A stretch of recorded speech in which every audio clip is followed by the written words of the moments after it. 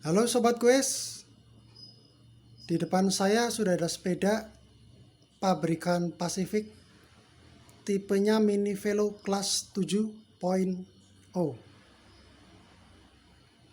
Pada video kali ini, saya nggak akan membahas spesifikasinya ya teman-teman, tapi saya akan sharing pengalaman memakai sepeda ini kurang lebih sekitar 5 bulan. Harga sepeda ini kalau kita lihat di websitenya Pacific, harganya 6.900.000-an. Tapi saya beli di marketplace dapat harga sekitar 6.100.000. Seperti apa pembahasannya? Yuk kita langsung aja teman-teman. Let's go.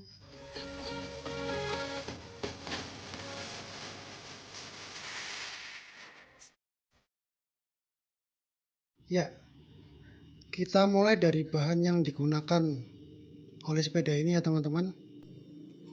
Sepeda ini sudah menggunakan bahan alloy, full alloy, mulai dari frame, drawbar, seat post, sampai ke fork. Dia sudah menggunakan bahan alloy, jadi termasuk sepeda yang ringan ya teman-teman. Dan juga framenya dia sudah menggunakan teknologi smooth welding, jadi las-lasannya halus sekali teman-teman.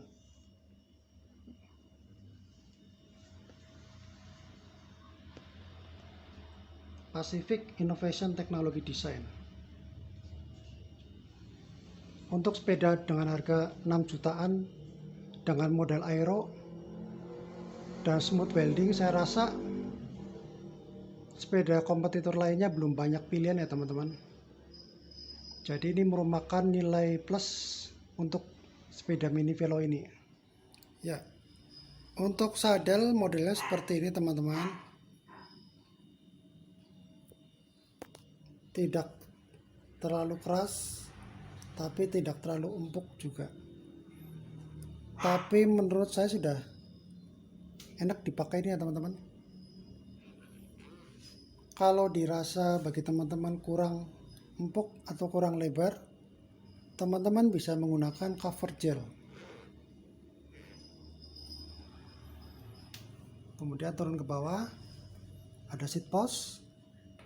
Seat postnya udah model aero ya teman-teman, model tipis. Tinggi saya 169. Ini setelan untuk tinggi saya pakainya segini. Bisa dinaik turunkan ya, tapi dia masih sistem baut, tidak quick release. Kita turun ke bawah.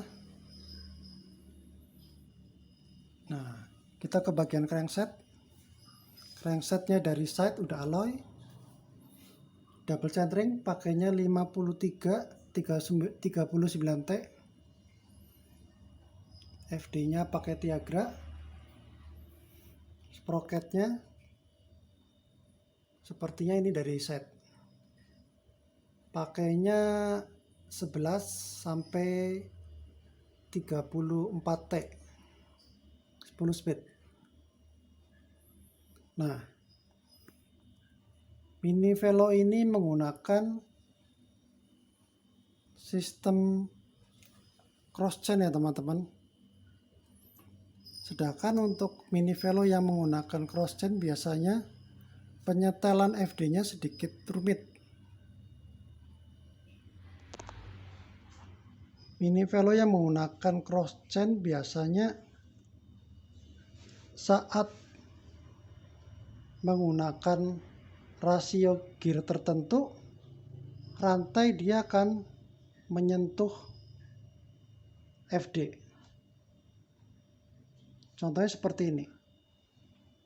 Ketika kita menggunakan centering gear besar dan sprocket gear besar, rantai akan menyentuh FD. Seperti ini teman-teman contohnya.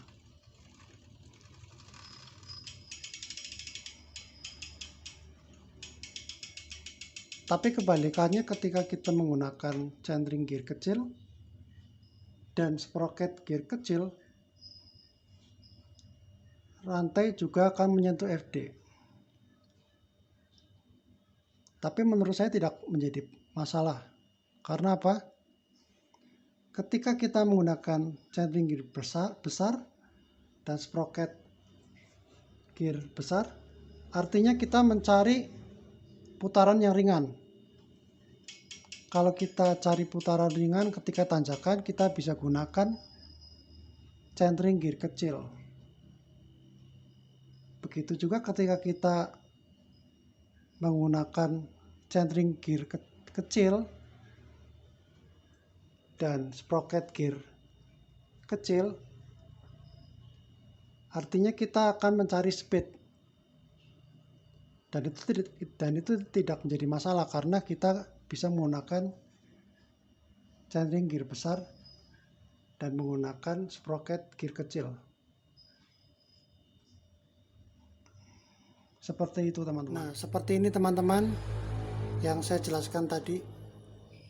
Centering menggunakan gear kecil, sprocket menggunakan gear kecil, maka rantai akan menyentuh FD.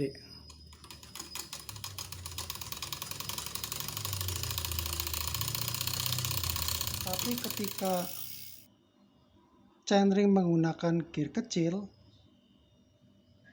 dan sprocket menggunakan gear tengah atau semakin besar, maka rantai tidak akan mengenai bagian dari FD. Nah, kita coba. Nah, aman ya teman-teman?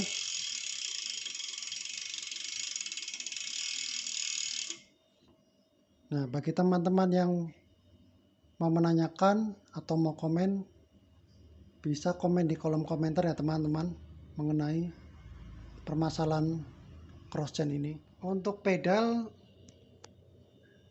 pakai dari merek Side, dia udah alloy, bearing dan quick release. Udah oke banget nih teman-teman.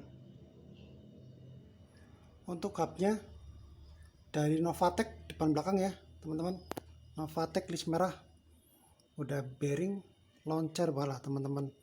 Tidak perlu diragukan lagi. Untuk yang bak belakang juga udah pakai Novatec cangkrik. Nah, satu-satunya bagian dari sepeda ini yang saya ganti adalah pada ban teman-teman. Ban aslinya ukurannya 21/3/8 dengan profil kembang seperti ini teman-teman. Ini ban aslinya. Saya ganti ke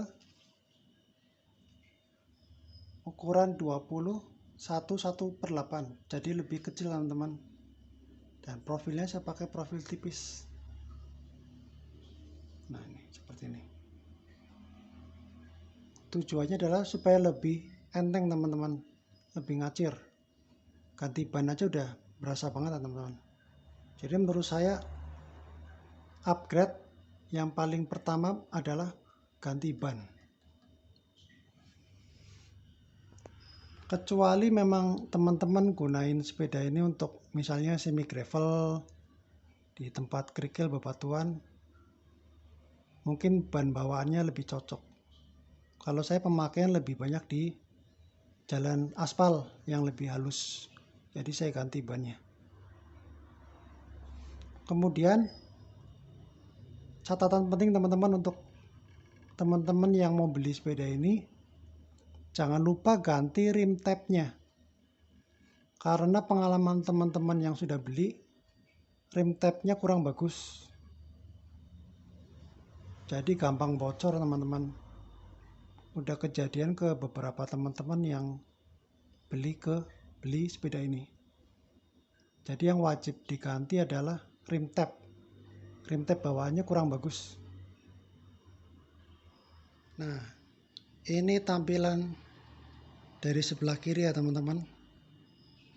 Kita lanjut ke bagian paling krusial, bagian yang paling banyak dikomplain sama sobat Quest, yaitu bagian rem. Sepeda ini masih menggunakan rem mekanik. Menurut saya ada alasannya, teman-teman. Yang pertama, dari segi harga. Kalau kita cek harga satu set rem hidrolik untuk sepeda yang menggunakan drop bar, harganya hampir 4 jutaan. Mungkin ini salah satu alasan kenapa sepeda ini masih menggunakan rem jenis mekanik. Tapi saya sudah mencoba sepeda ini di medan yang tanjakan dan turunannya lumayan tajam. Menurut saya, jika kita mengenal karakter rem jenis mekanik, menurut saya aman-aman saja ketika kita menggunakan di turunan yang tajam. Tapi kalau teman-teman mau upgrade, teman-teman bisa ganti kaliper yang jenis semi hidrolik. Jadi nanti kalipernya akan menggunakan oli seperti rem hidrolik, maka akan lebih pakem seperti itu. Nah, ketika saya beli sepeda ini, rotor depan dan belakang sepertinya tidak rata, teman-teman. Tidak tahu ini karena jasa pengiriman atau memang cacat pabrik, saya kurang tahu nih. Jadi waktu saya baru beli, diakalin sama orang bengkelan, teman. Nah, untuk ukurannya sepeda ini cuma satu ukuran ya, teman-teman. Menurut saya idealnya di tinggi badan 160-an sampai 170-an lebih. Nah, jadi itu tadi, teman-teman, pengalaman saya menggunakan sepeda ini kurang lebih 5 bulan. Kesimpulannya, menurut saya sepeda ini worth it untuk dibeli. Karena apa? Yang pertama, model sudah kekinian, full alloy, model aero smooth welding. Yang kedua, group set sudah menggunakan Tiagra walaupun masih mix ya, teman-teman. Tapi menurut saya sudah worth it sekali. Untuk harga 6 jutaan, kalian sudah dapat sepeda dengan spesifikasi dan model. Untuk kekurangannya menurut saya ada pada penyetelan FD yang lumayan sulit karena menggunakan sistem cross chain dan rem yang masih menggunakan rem mekanik. Tapi menurut saya masih worth it untuk dibeli. Oke, sekian dulu Sobat Quest untuk pembahasan ulasan dari saya. Jika ada teman-teman yang kurang setuju atau mau bertanya, bisa ditulis di kolom komentar. Terima kasih.